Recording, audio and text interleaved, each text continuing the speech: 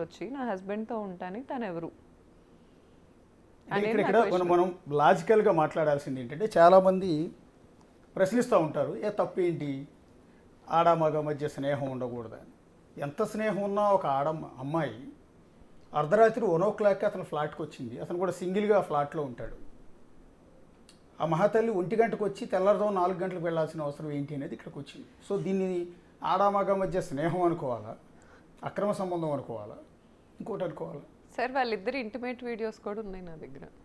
కానీ నేను ఒక సంస్కారవంతమైన కుటుంబం నుంచి వచ్చాను. ఒక ఆడపిల్ల పెట్టడం నాకు ఇష్టం లేదు. ఇప్పుడు దాకా ఇవి కూడా నా దగ్గర లేవన్నారు సార్. ఇతనికి ఒక టీం ఉంది, ఈ యాంటీ హిందూ యాంటీ నేషనల్ టీంని పట్టుకుంటాడు ఇతను. వాళ్ళు ఏంటంటారంటే నాకు మెసేజ్ల్లో లేకపోతే ఫేక్ యూట్యూబర్స్కి డబ్బులు ఇచ్చి ఏం మాట్లాడిస్తారంటే నా దగ్గర ఎవిడెన్స్లు లేవంట. అతని తలకొరువు అతనే పెట్టుకుంటున్నట్టు నా దగ్గర ఉన్నాయి, నేను వదలట్లా.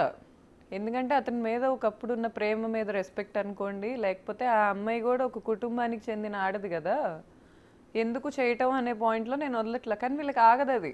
అంటే ఆ వీడియోస్ మీ దగ్గర ఎట్లా అంటే సార్ అది నా ఫ్లాట్ సార్, అక్కడ ఏమైనా చేసుకునే రైట్ నాకు ఉంది. నేను సీసీటీవీలు పెట్టుకుంటా, లేకపోతే నేను కెమెరాలు పెట్టుకుంటా. What ever. అంటే బెడ్రూమ్లో సీసీ కెమెరాలు పెట్టారా? I have full rights to put anything sir.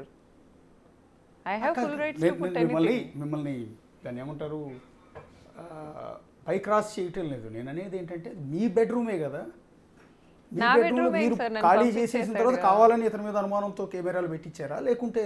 Sir యాక్చువల్గా నన్ను అతను January 9th 12th నేను ఆ ఫ్లాట్లోంచి బయటకు వచ్చేసా. ఓకే. తర్వాత నేను 2 days హాస్పిటలైజ్ అయ్యా వీళ్ళ అరాచకాలన్నీ తెలిసి, ప్యానిక్ అటాక్స్కి గురయ్యి. తర్వాత అతనే నాకు ఒక ఇల్లు ఎతికి నన్ను బయటికి పంపించాడు. ఓకే. ఆ ఇల్లు అతనే ఎతికి పెట్టాడు, పంపించాడు. కానీ నేను వెళ్ళిపోయాక నాకు విడాకులు ఇవ్వట్లా. మళ్ళీ కలిసి ఉంటాను అని వచ్చి చెప్తాడేమో అనే హోప్ ప్రతి ఆడదానికి ఉంటుంది. సో అసలు అతను ఏం చేస్తున్నాడో తెలుసుకోవాలి కదండి సార్. అది బయట పెట్టే ఉద్దేశం కాదు, అట్లీస్ట్ అతను ఏం చేస్తున్నాడో తెలుసుకోవాలి కదా. ఇప్పుడు ఈ ఋతు అనే అమ్మాయితో నన్ను మాట్లాడిచ్చాడు. నాకు ఒకరోజు ఏం చెప్పాడు, ఇలాంటి అమ్మాయిలందరితో నన్ను తిట్టిస్తా కొట్టిస్తా అని చెప్పాడు. ఇప్పుడు వీళ్ళ అతని దగ్గరికి ఎందుకు వస్తున్నారో ఆ అమ్మాయిని అడగాలి, అతను ఎందుకు పిలుస్తున్నాడో అతను అడగాలి. ఆ అమ్మాయి బాడీ లాంగ్వేజ్ మీరు చూస్తే ఇప్పుడు ఇచ్చిన కొన్ని వీడియోస్లో అమ్మాయి తాగలేదంటే ఎవరు నమ్మరు. పసిపిల్లలకు కూడా అర్థమవుతుంది వాళ్ళు ఎంత డ్రంక్ ఉన్నారో. మార్నింగ్ 4 o'clockకి ప్లే అవుతున్న విజువల్, మార్నింగ్ 4 o'clock సండే 4:24 లిఫ్ట్లో బయటకు వెళ్తున్న వీడియో. ఆఫ్టర్ పార్టీస్ అంటారు వాటిని. పార్టీ అయిపోయాక ఆఫ్టర్ పార్టీ తెచ్చుకుంటున్నాడు అమ్మాయిని ఇంటికి. ఓకే. ఇప్పుడు ఆ అమ్మాయి అంత ఓపెన్గా, సేమ్ కమ్యూనిటీ మనిషిని నేను, అమ్మాయిది కోనాపాలెం అంటున్నారు, మరి నిజమో కాదో. మా ఊరు దగ్గర ఒక ఊరు. ఎంత కాదనుకున్నా నేను ఒక ఇన్ఫ్లుయెన్సర్ని, నాకు ఎప్పటి నుంచో హైదరాబాద్లో సర్టెన్ కాంటాక్ట్స్ ఉన్నాయి. నా ఇంటికే అమ్మాయి అలా వచ్చిందంటే ఎంతమంది ఇళ్ళకి వెళ్తుంది అనుకోవాలి నేను ఈరోజు. ఆశ్చర్యం ఏంటంటే మీరు చెప్తుంది 2023లో కూడా వీళ్ళిద్దరి మధ్య రిలేషన్ ఉంది అనేది మీకు కొంత అనుమానం ఉంది. అనుమానం ఇద్దరి మధ్య డిస్కషన్ కూడా వచ్చింది. అనుమానం ఎప్పుడు లేదు అతని మీద, కానీ క్లారిటీయే ఉంది. క్లారిటీ ఉంది. ఓకే. కానీ ఇంత వివాదం జరిగి గత ఆల్మోస్ట్ మీకు ఒక 2 నెలల నుంచి పోరాటం చేస్తున్నారు కదా మీరు. పోలీస్ స్టేషన్ చుట్టూ కావచ్చు, మీడియా చుట్టూ కావచ్చు, మీరు మానసికంగా నలిగిపోయి ఇబ్బందులు పడి, సో ఒక ఆడపిల్ల మెంటల్ పొజిషన్ ఏంటంటే మేము అర్థం చేసుకోగలం ఈ సిచ్యువేషన్.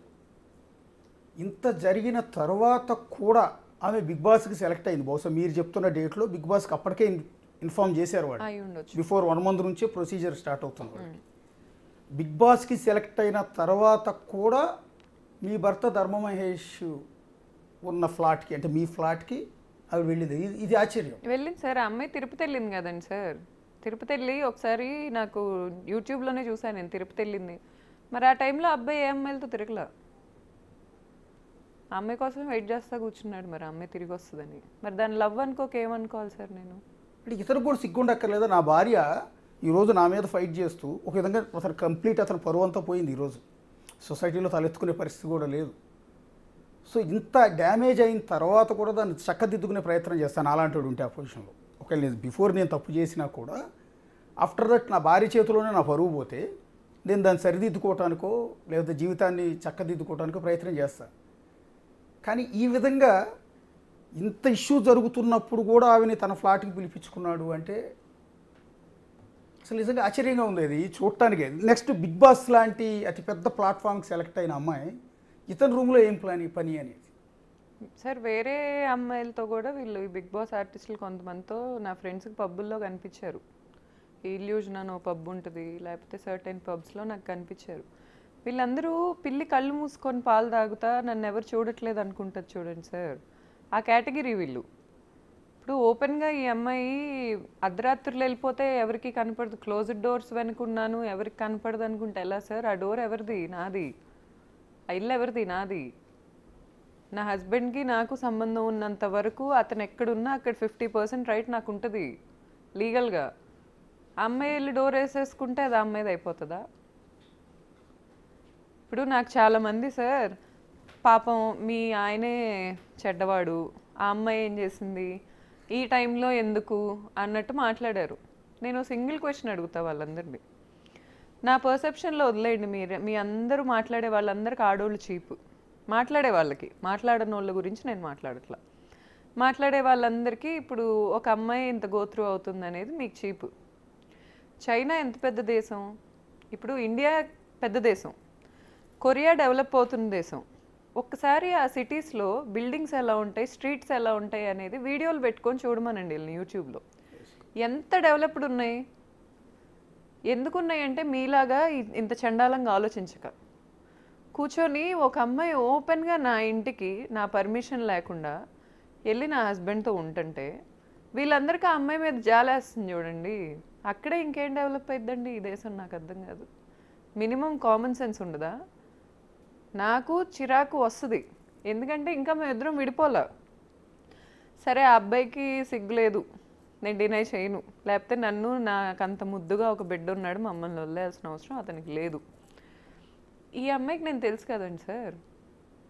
నా క్వశ్చన్ ఇక్కడ ఒక ఉమెన్హుడ్గా నేను అడుగుతున్నా, ఒక ఉమెన్హుడ్ని నేను రిప్రజెంట్ చేస్తా. ఎంతమంది ఉమెన్కి ఆ అమ్మాయి మీద జాలుందో నాకు తెలీదు, కానీ నేను ఇక్కడ ఒక ఉమెన్హుడ్ని రిప్రజెంట్ చేస్తా అడుగుతున్నాను.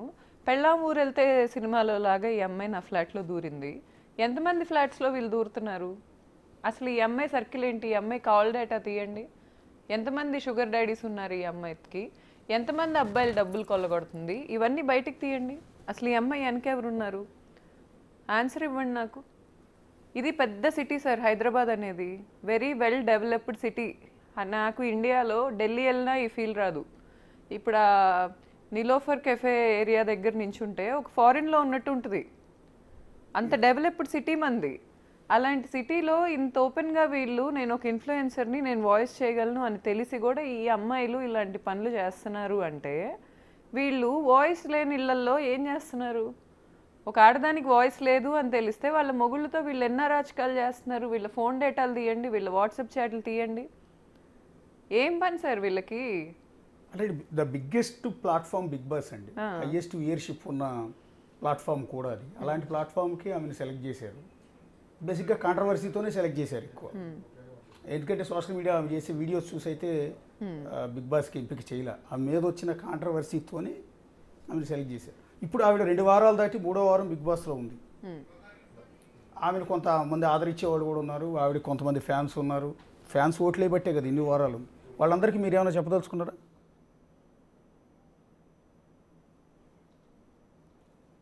అంటే ఆవిడ ఫ్యాన్స్కి నేను ఒకసారి రీతూ చౌదరి గురించి మనం డిస్కస్ చేస్తున్నాం. రీతూ చౌదరి అంటే మాకేం కోపం లేదు, రీతూ చౌదరి అంటే అగైనెస్ట్ కూడా కాదు.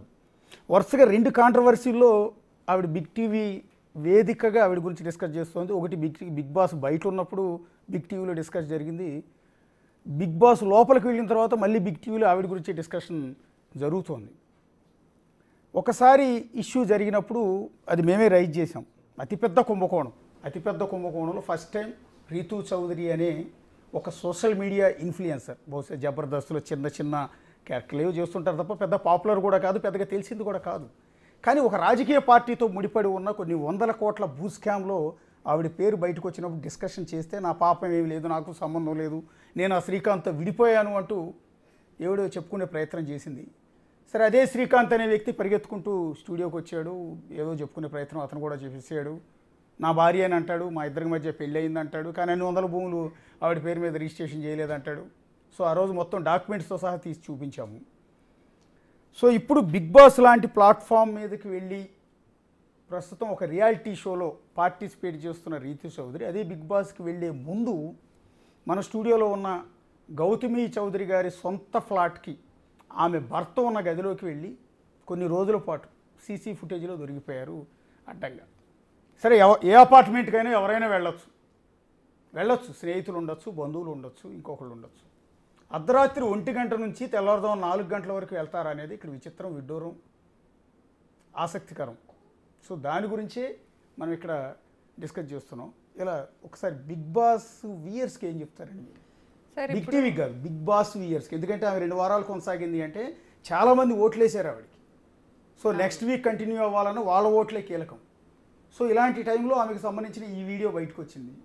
అది కూడా పర్టికులర్గా మీ కాపురంలో చిచ్చు పెట్టడానికి ఆవిడే కారణమని మీరు చెప్తున్న నేపథ్యంలో మీ బెడ్రూమ్లో స్వయంగా ఆవిడకి సంబంధించిన వీడియోస్ కూడా రికార్డ్ అయిన ఈ సందర్భంలో బిగ్ బాస్ వ్యూయర్స్కి రీతు చౌదరిని ఎంకరేజ్ చేసి ఆదరించి అభిమానించే ప్రేక్షకులకి ఏం చెప్తారు? సార్ మనకి విజయవాడ, మా ఊరు నందిగామ, విజయవాడ నుంచి ఈ స్పేస్కి వెళ్ళిన ఉంది రీసెంట్గా. వాళ్ళ గురించి ఎవరు పట్టించుకోరు. నేనేం చెప్తున్నానంటే వీళ్ళకి ఎండ్ ఆఫ్ ద డే ఏ మనిషికైనా ఈరోజు కావాల్సిన డబ్బు. ఎండ్ ఆఫ్ ద డే కూర్చొని నా బ్యాంక్ బ్యాలెన్స్ ఏంటి, రేపు అప్పులు ఏంటి, ఈఎంఐలు ఏంటి, ఇదే ఆలోచిస్తాడు ప్రతి వ్యక్తి. ఇట్లాంటి వాళ్ళని ఆదరిస్తే అసలు అలాంటి ఎక్స్పెక్ట్ చేయకండి.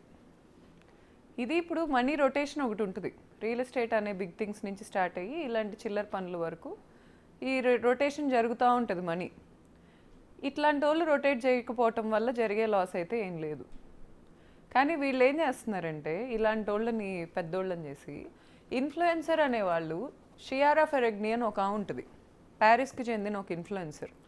ఆమె షియారా ఫెరెగ్నీ అనే బ్రాండ్ పెట్టి కొన్ని వేల కోట్లు సంపాదిస్తుంది.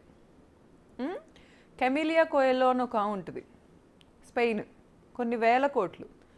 మన హైదరాబాద్లో ఇన్ఫ్లుయెన్సర్స్ గురించి ఎత్తితే బిజినెస్ చేసే ఇన్ఫ్లుయెన్సర్స్ వీళ్ళకి ఎక్కరు.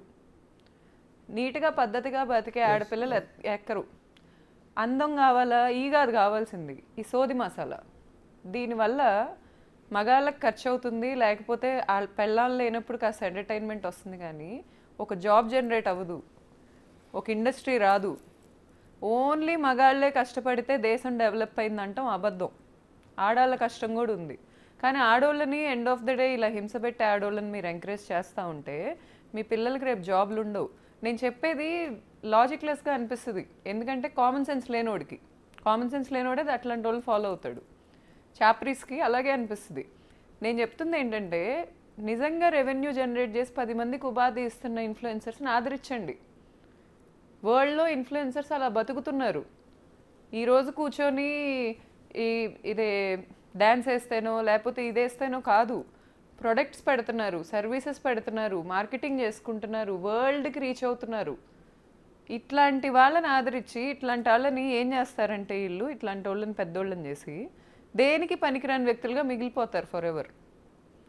హైదరాబాద్లో ఎవరో వచ్చి బిజినెస్ పెట్టుకునే పరిస్థితి లేదు. చాలా తెలివైన వాళ్ళందరూ ఇక్కడే ఉన్నారు. ఇలాంటి వాళ్ళు ఈ పక్కన ఇళ్ళల్లో కాపురాల్లో పెట్టే ఇంట్రెస్ట్ కనుక ఏమన్నా బిజినెస్ మీద పెడితే చాలా బాగుపడతారు. ఈరోజు నేను ఒక వ్యక్తిని ఇంత బిజినెస్ చేసుకుంటున్నాను, లేకపోతే ఎంతో కొంత మా ఫాదర్ చాలా డిగ్నిఫైడ్ ఫ్యామిలీ, ఇలాంటి ఫ్యామిలీ నుంచి నేను వచ్చి ఇక్కడ కూర్చొని మాట్లాడుతున్నానంటే ఈ అమ్మాయి వాళ్ళు వచ్చి మాట్లాడుతున్నా. ఈ అమ్మాయి వెనుక సపోర్ట్ చేస్తున్న వాళ్ళందరూ కూడా ఏమాత్రమైనా సిగ్గుంటే సిగ్గుపడండి, అంతకుమించి నేనేం చెప్పలేను. ఎందుకంటే మీరు ఒక పనికొచ్చే ఇన్ఫ్లుయెన్సర్ని చైనాలో ఈ ఇన్స్టాగ్రామ్ ఇలాంటి యాప్స్ ఇలా పనికొచ్చే వాళ్ళని ఎక్కువ అల్గోరిథం బూస్ట్ చేస్తుంది. కానీ ఇండియాలో చాప్రీస్ని బూస్ట్ చేస్తుంది, ఎందుకంటే ఇలాంటి వాళ్ళు ఫాలో అవటం వల్ల. కేవలం చాప్రీస్నే పైకి తీసుకెళ్తుంది. ఒక ఆడది ముందుకొచ్చి ఇన్ఫ్లుయెన్సర్ వరల్డ్ని వెళ్తున్నారు ఇప్పుడు ఇన్ఫ్లుయెన్సర్స్ అంటే ఇలాంటి ఆడియన్స్ లేక వేరే దేశాల్లో. వీళ్ళకి ఏంటంటే ఎక్కడో ఒక చోట పని చేసుకొని వచ్చాక ఓ అవునా వీడితో ఇది తిరిగిందా, అవునా ఇది ఇలా చేసిందా, ఇదే కావాలి. సర్టెన్ వ్యక్తి ఒక బిజినెస్ పెట్టిందంటే మనకు వద్దు, ఎక్కడున్నారో అక్కడే ఆగిపోతారు సార్. చెప్తున్నా కదా, ఇలాంటి ఆడవాళ్ళని ఆరాధించడం మొదలు పెడితే మనం ఆటవికం నుంచి ఇక్కడికి వచ్చామో ఇక్కడి నుంచి ఆటవికానికి వెళ్తున్నామో తెలుసుకోవాలి. 2025లో కూర్చొని ఒక లీగల్గా నాకు అగ్రిమెంట్ ఉన్న ఫ్లాట్లోకి ఒక అమ్మాయి ఫేమ్ ఉంది కదా అని దూరుతుంది అంటే